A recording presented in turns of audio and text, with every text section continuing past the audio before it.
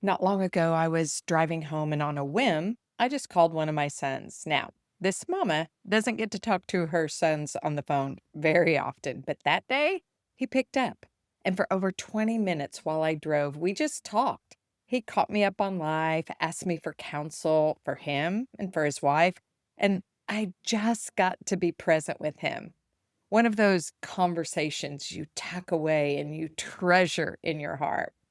I got home so full, so excited, and I sat down with my handsome hubby, Craig, to share all about the conversation. As I started telling Craig about this beautiful moment with our son, he kept stopping me. Well, where was his wife? Why wasn't she home? What time was it?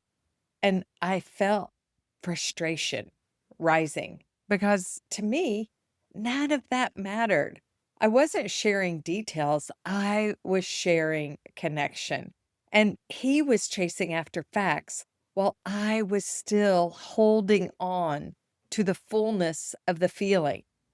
That, my friend, is what we are talking about today. Hey there. Welcome back to Mom2Mom Mentoring. Whether this is your first time or you have been with us from the beginning, I am thrilled you are here. Mom2Mom Mentoring is a weekly podcast offering soul nourishing wisdom for Christian moms who desire peace, presence, and purpose in the midst of all of life's demands. Whatever season you're in, beloved, you do not have to carry it alone. I'm Misty Hughes. I'm a mom mentor. I'm an ICF certified life coach and a fellow mom that's still figuring it out right alongside of you. 25 plus years into helping women move from overwhelm into God aligned rhythms of peace. I am the originator of the Rhythm of Life framework, which is a framework that simply helps moms move out of that space of overwhelm, develop life sustaining rhythms that keep them in peace, presence, and purpose. Now, if something in today's conversation provokes more curiosity, causes you to want to inquire or continue to converse about something, please come and join us on our Facebook group, Christian Moms in Business and Ministry. Or you can grab my free Rhythms of Renewal mini guide. The link for that is in the show notes. Now, today I brought back one of my favorite communicators, my husband, Craig Hughes. Some of you met him a few episodes ago, and that conversation was one of our most listened to yet. So, I want to tell you a little bit about what's coming. Over the next 4 or 5 weeks, I am re releasing some of the most loved episodes in the Mom2Mom mentoring history. The ones that you've commented on, you've told me they changed something for you. And we're kicking it off today, fresh, with Craig on two things that show up in almost every marriage: the way we communicate differently and the daily choice to assume the best in each other. Now, before we jump in, if you've been sensing that you are running on empty in more than just your marriage, I want to invite you to my Becoming cohort. The waitlist is opened. 12 weeks of group coaching built to help you develop these real sustainable rhythms, not just survive your season, but become who God is shaping you into. I'll share how to join that list at the end of the episode. Hey, Craig, welcome back to the mic. As we dive into today's conversation, I would love for you to share an example of where you realized that we may not be on the same page in our communication. I think maybe this gets more into assuming the best or assuming the worst, but it also ties into communication too, I think. And I think the most recent example I can think of, and this is a minor issue, but sometimes those minor issues tend to become major. The other night, we had our granddaughter all day at the zoo and then all day at an amusement park. And we got home, we felt connected, we were doing well, but we were exhausted. Mm. And I think out of that exhaustion, you had left the lights on downstairs. Who? Me? Of course, you, which again, we know that's kind of a minor issue, more major for me than it is for you. I did not want to go down 10 steps and back up just to flip the switch to the basement light off. But you were already crawled up into bed and very content.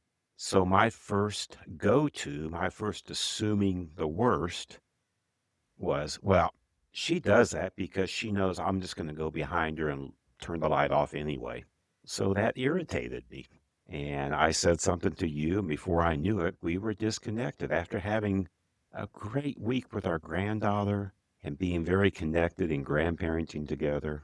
And you wisely said, I'm too tired to talk about this now, so let's table it until the morning. And we did, and we talked about it, and I realized I was wrong, and I had assumed the worst, and um, yeah, turned around.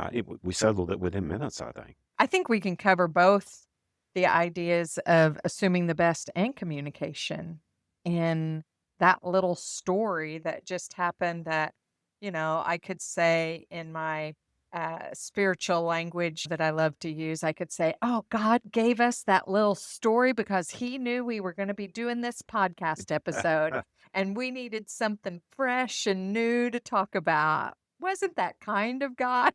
Let's land in the area of communication for a minute.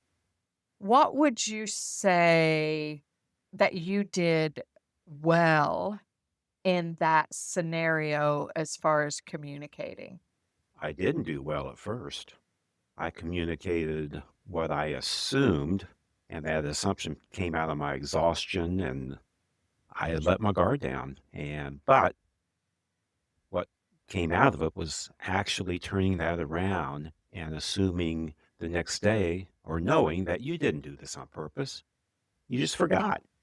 It's a very simple thing. And at that point, I realized I was wrong. I apologized. The more you apologize for something, the better you get at it. And Mhm. over the years, starting out in our marriage, I was the greatest at apologizing. But you've helped me learn to utter sincere apologies for very specific things. And I think I did that there. So that's one good thing that came out of it. So, can I commend you on something else in that whole scenario? Of course. Of course. I think one thing that I've been trying to consider more dealing with something in real time. You typically will not share something like that. You'll just let it fester. And then the next day I leave the lights on and it builds and it builds and it builds. And so the fact that you did address something that was frustrating you, that you were, quote, not assuming the best about, and you brought it out. And so you shared that. And I think there have been a couple times just in the last few weeks where I've been trying to practice doing that better. And we're in this 6+ years. And gosh, it just takes time to peel back the layers. But I know that there's been a couple things that I'm like, in my mind, this is what I'm believing about you. Yeah. I believe that you did A, B, and C because of A, B, and C. Is that true or not? And you'll be like, no, that's not true. But it's been so helpful for me to apprehend that lie, that assuming the worst early on and let you speak to it instead of going in that spiral. So I say all that to say, you did that. And even that night after I said, we probably shouldn't get into this conversation, I came back and I did say, just so you know, I did not intentionally leave on that light to irritate you. I was shocked that the light was even on. I had no clue that the Yeah. light was even on. And I know that's the case most of the time.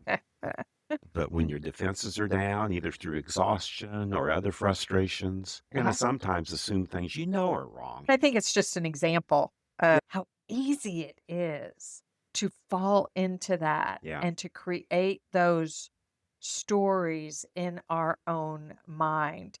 Can I share a story? Sure. Okay, so you all know, Craig and I both use this journaling app called Rosebud.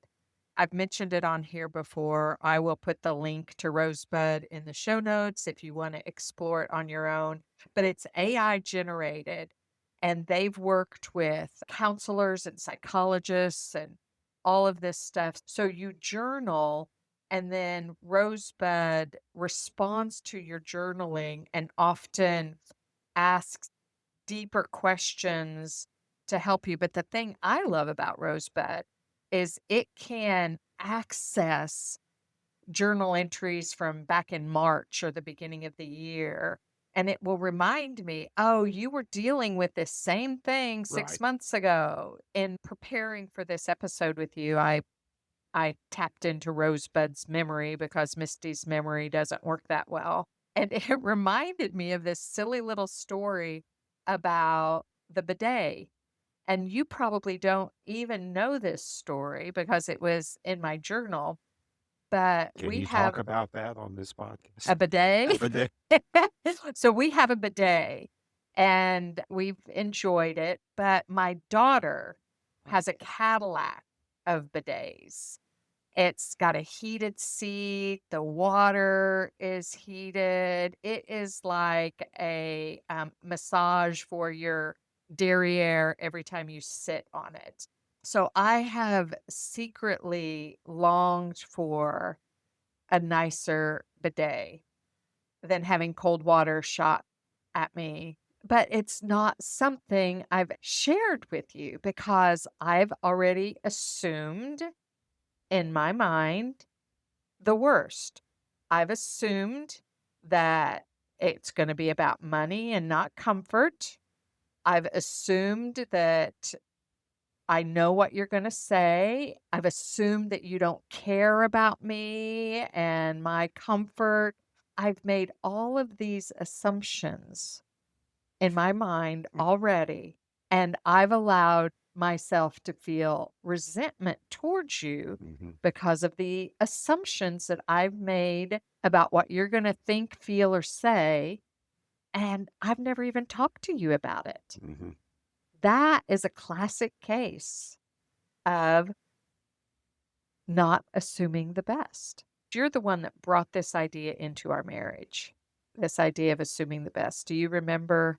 Gee, it came out of podcast, I believe, and Andy Stanley. You shared it with me. Yeah, Like this was early on in our it was. marriage. Yeah. Like this was probably within the first 6 months of our marriage. And I was like, that's brilliant, but that'll never happen.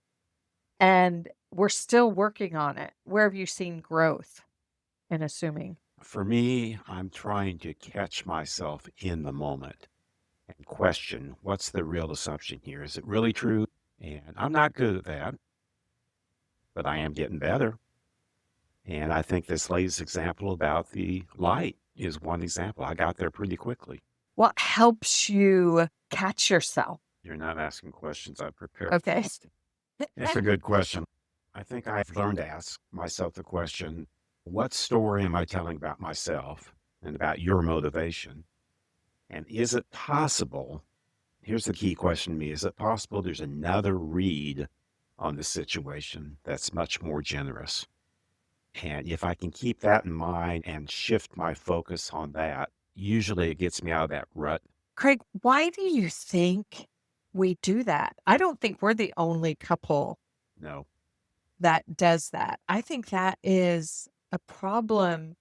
I think most couples, I could say every couple, but that might be offensive to some, has a built-in mismatch Mhm. somewhere. It might be the way they process or the pace of life they lead. It might be the way they handle conflict. A lot of couples don't talk about it out loud. They don't communicate. They bury it, and it builds up, and the frustration, the resentment in particular starts building up. And so what we're doing here and what I feel like we've tried to do in our marriage, and it may not always be in real time or it may be after a big explosion or whatever, but we do try to offer each other understanding. We do try to come back in. We do try to listen to each other. And sometimes it's hard, especially when the emotions are there. And what we're doing today, we're just talking Mhm. openly about it. We're not fixing it. This is not me fixing you or you fixing me or us fixing anyone else. Neither of us are experts on relationship, right? I know I'm not.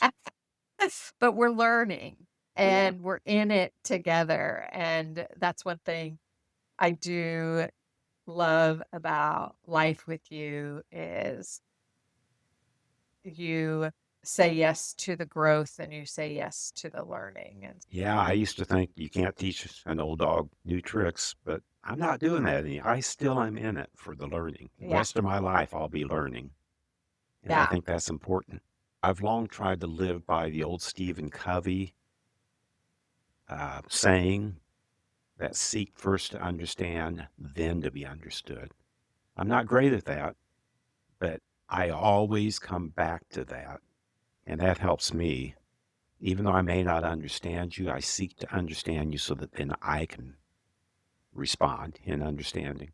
yeah, yeah. And also, if we want to be understood, we have to be willing to offer Right. understanding. As far as our processing, where have you noticed that the different ways that we process has caused the biggest challenges in our marriage? Well, as I mentioned before, I'm an internal processor. You're definitely a verbal processor. Sometimes when you verbally process, you will talk in this whole circle and actually follow rabbit trails. And I'm taking all this information in, and I get to the point where I'm got overload, and I just want to walk away and just process and put it all back together. That's not a bad thing, but you're not done. When I get to that point, you may think that, well, he's checked out. He doesn't care. I'm assuming that's what you think. Um, but I do. I need to take it away and tear it apart and put it back together so then I can understand better. Does that make sense? That makes total Yeah. sense. Okay, so this feels like a new twist on conversation. And so go with me here. Okay. So what needs to happen in that scenario? Again, I think it's a matter of understanding. And I do. I understand that you need to talk it through. The other part of that, too, is I need to stop and ask questions. I need to get clarification about certain things. I need context sometimes. But often when I do that, I'm interrupting your flow of processing. And that's something we neither one of us has figured out. Mm, And I get frustrated because by the time you're done, I've forgotten what questions. I remember stuff really good from 60 years ago or 1 minute ago, but beyond that, I've lost it all. So it gets frustrating for me to be able to put some context around what you're processing. And consequently, that's when I start to check out, I think. okay. I hear you. And for those listening, this is real time, real conversations. We might get into something We've here. talked about So this. so yeah, I know. So what would help when you need to step away and process something? I think I just need to say it. And I think you'd be very receptive to that because you do understand I'm an internal processor.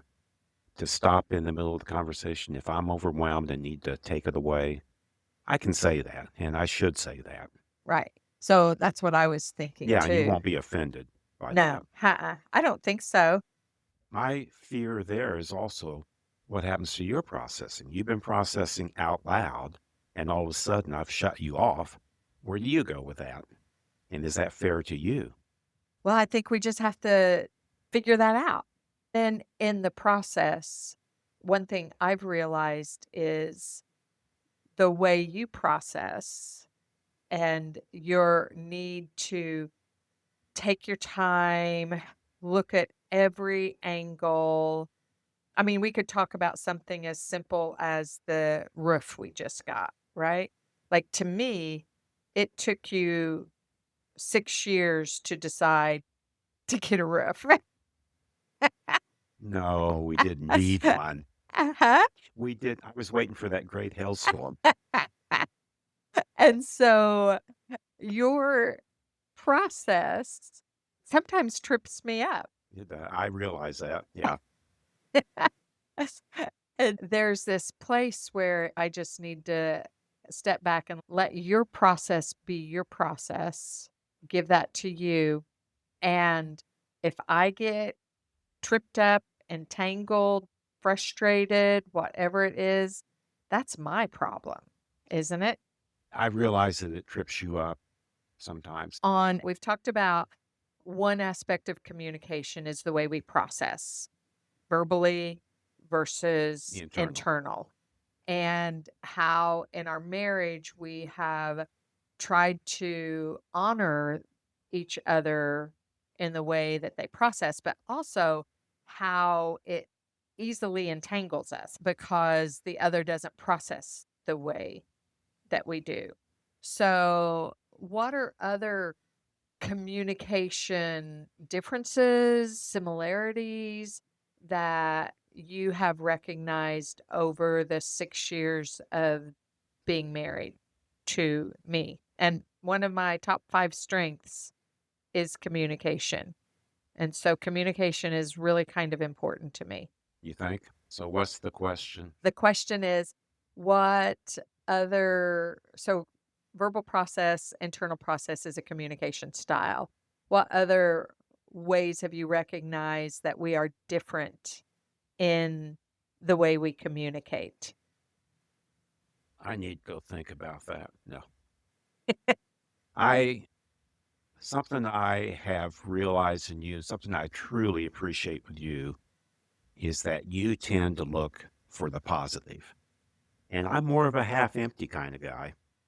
I recognize both of those aspects early on. I value that in you to the point where now I can start looking more for the positive instead of the negative in any situation. I don't know if that's a communication style, but it definitely affects how we communicate.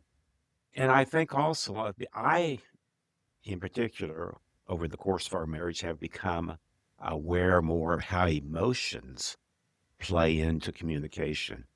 I entered the marriage thinking basically emotions, you can't trust them. They're just a woman thing or a sissy thing or something. Men don't have emotions, they don't let them affect you. But that's such a false lie, I've learned. And God created emotions for a reason. And now I learn to listen to my emotion and dig down deeper. Why am I feeling that way? What's the source of it? Is it really Misty or is there something else going on? And that has really, you talk about assuming the best, that has really played a big part in me changing from assuming wrongly. Emotional intelligence is definitely valuable in a marriage and intimate relationships, both people pursuing and growing in emotional intelligence, that's for sure. How have you grown in your ability to communicate with me. I'll share mine.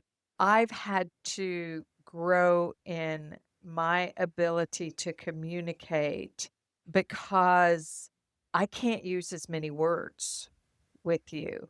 Now, I won't say that I don't use as many words, but I know if I want to communicate something in a way that you're going to understand and not get lost, that I have to step away, I have to think through, Mhm. and I have to communicate with brevity instead of, "Oh, I want you to hear my heart in this," because you get lost in the heart because you're trying to connect the dots as we go along.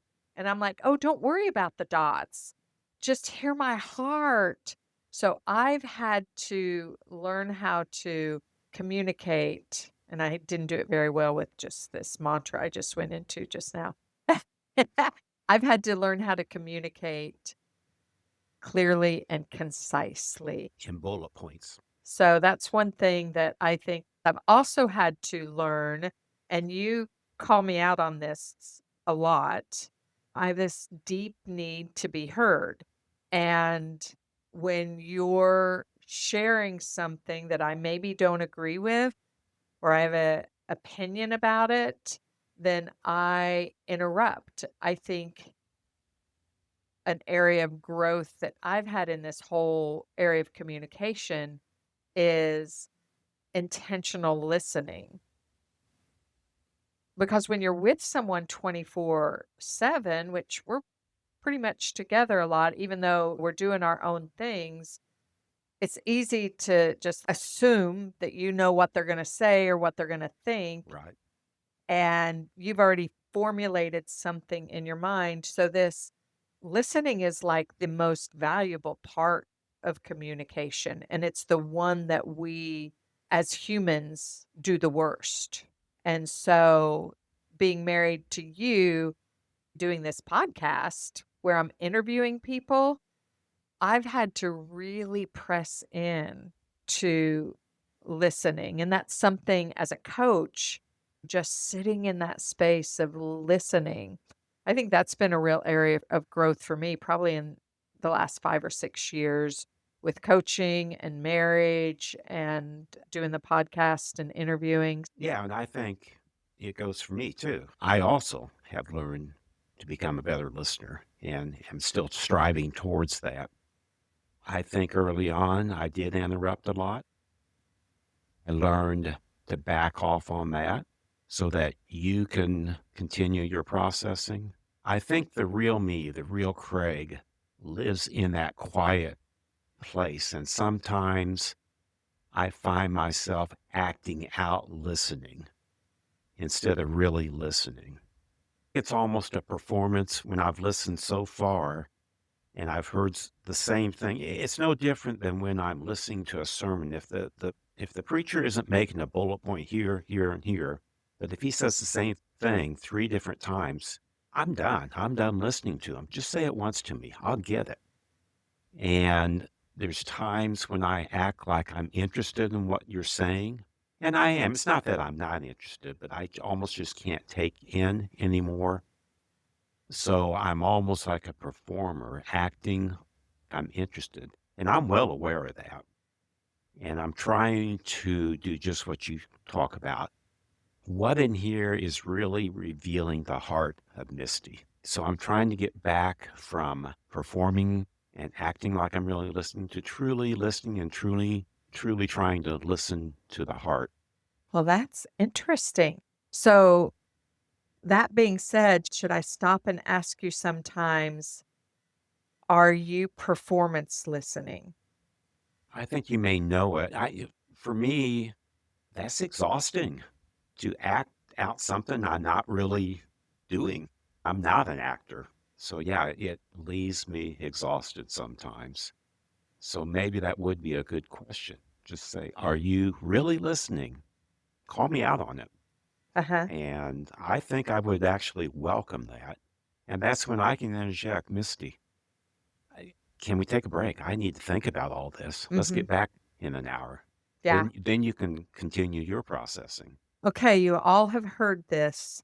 You're here with Craig and Misty, the listening audience, as we wrestle through still growing and developing and looking for ways to stay present when we're communicating with each other and listen and stay engaged.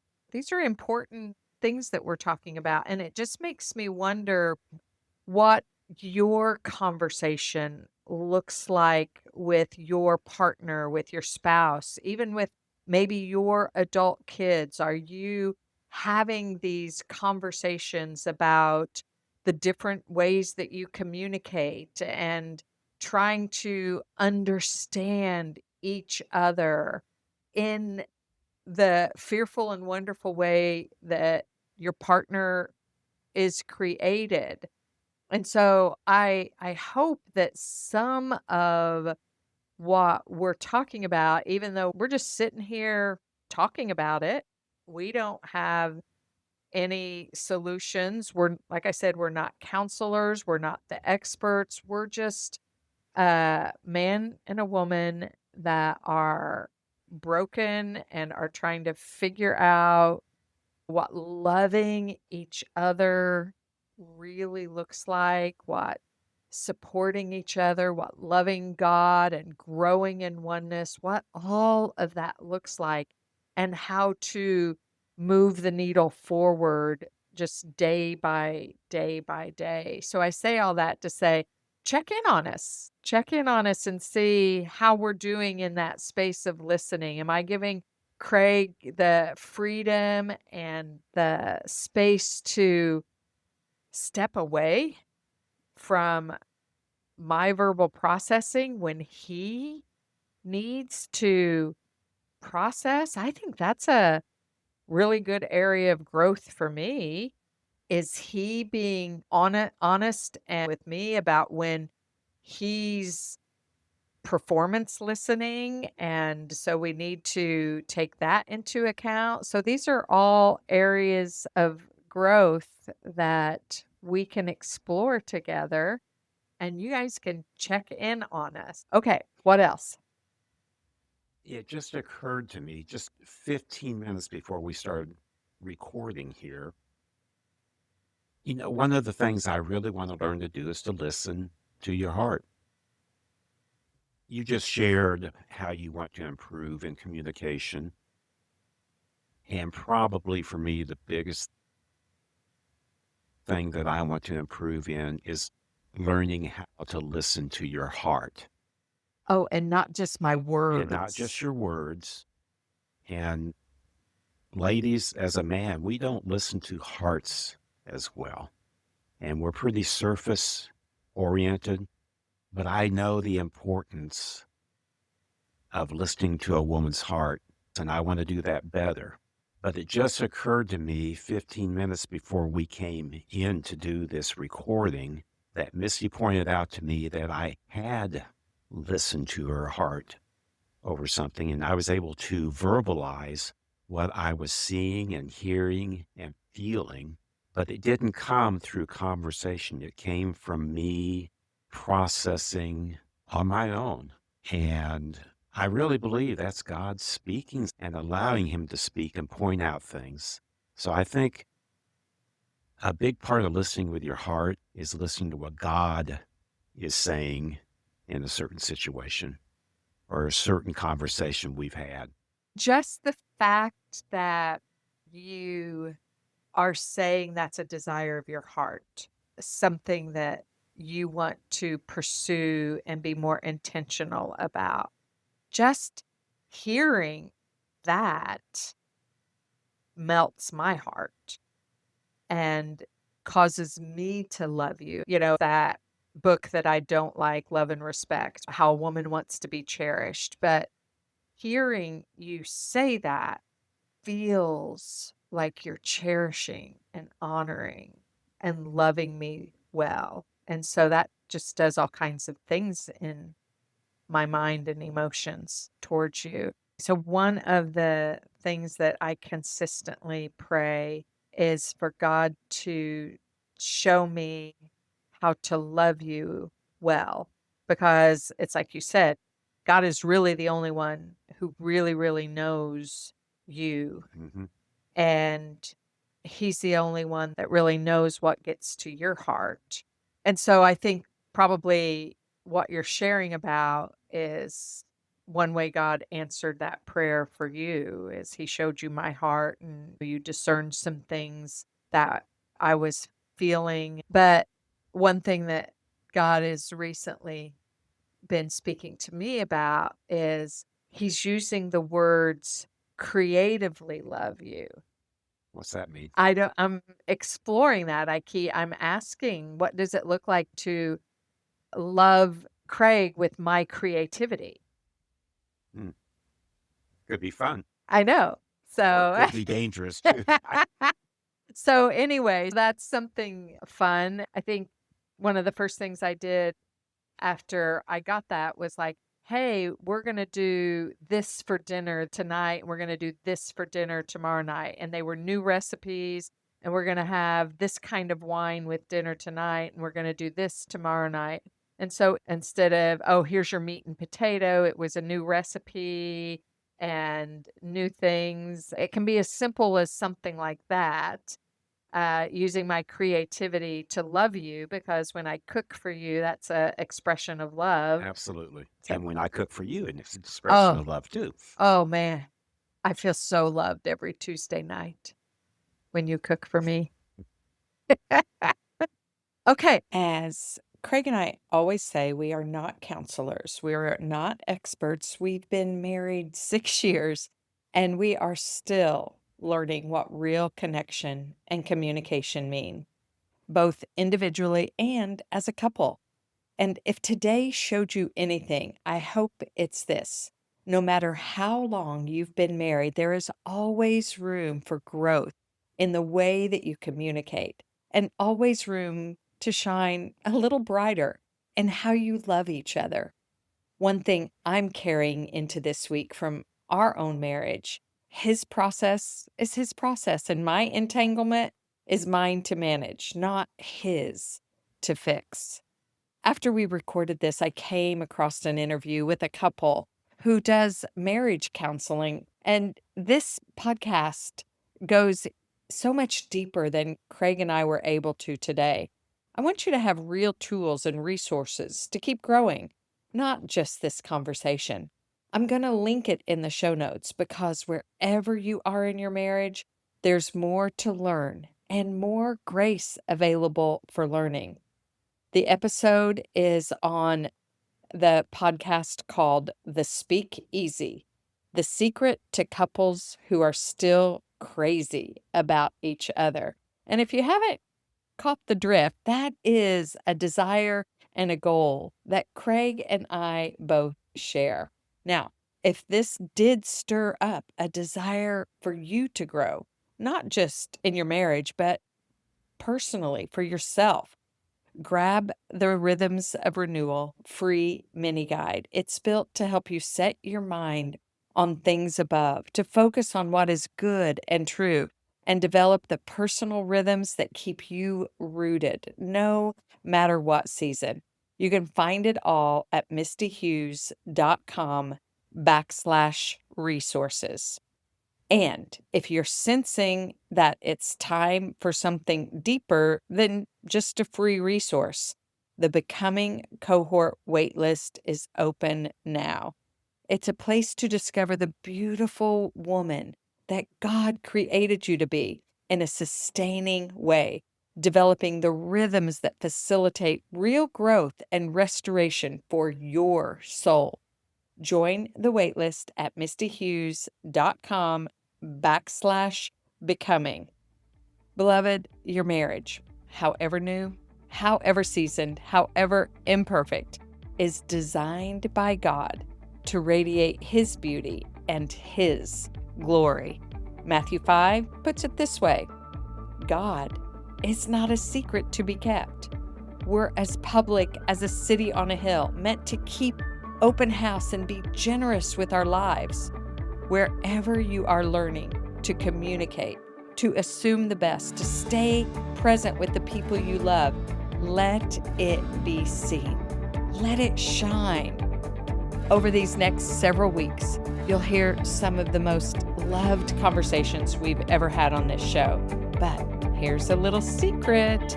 After this best of series wraps up, Mom2Mom Mentoring is heading into something brand new. I'm not going to tell you much yet, but stay close. Something is shifting, and I think you're going to love it. I'm Misty Hughes. And I'm Craig Hughes. This is Mom2Mom Mentoring. Now, go shine, because when you shine, you give others permission to shine too.